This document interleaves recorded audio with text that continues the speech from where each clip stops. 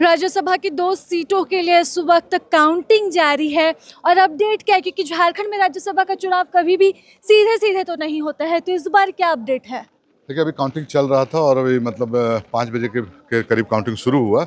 और काउंटिंग शुरू होने के बाद जो अंदर से सूचनाएं जो छन करके आई और जो कांग्रेस के ही एक मंत्री ने बताया बाहर निकल के कि परिमल नाथवानी को 30 वोट आए थे, जिसमें 2 अवैध करार हुए, इनवैलिड हो गए और 28 वोट से वो चुनाव 28 वोट उनको आ गया।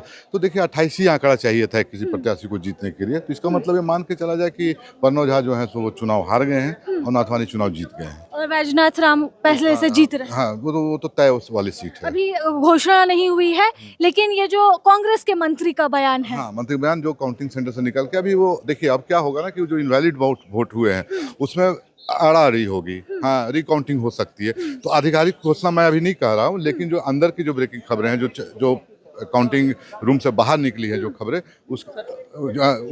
उसके आधार पर ये लग रहा है कि जो और एक मंत्री कह रहे हैं, तो इसका मतलब तो आधिकारिक। हाँ, मंत्री का ये कहना था, ये बयान था कि तो 3 वोट इनवैलिड हुए हैं। टोटल 3 वोट इनवैलिड हुए हैं, लेकिन अभी जो सूचना है कि नाथवानी के 2 वोट इनवैलिड हैं और वो 28 के आंकड़े पर स्टैंड कर रहे हैं। तो राजलक्ष्मी 28 वोट ही चाहिए था किसी को जीत के लिए।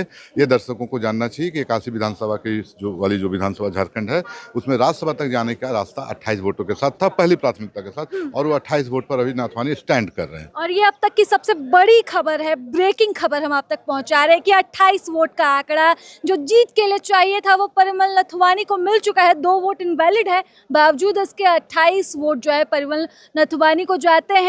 3 वोट इनवैलिड हुए हैं और 1 वोट इनवैलिड किसका हुआ है वो अभी तक जानकारी नहीं है। घोषणा का इंतजार है और घोषणा के इंतजार के साथ ही जो है ये बड़ी खबर हम आप तक पहुंचा रहे हैं। फिलहाल इस रिपोर्ट में बस इतना ही, लेकिन आप तक हर अपडेट हम देंगे। प्रभातखबर.com, विश्वास वही, रफ्तार नहीं।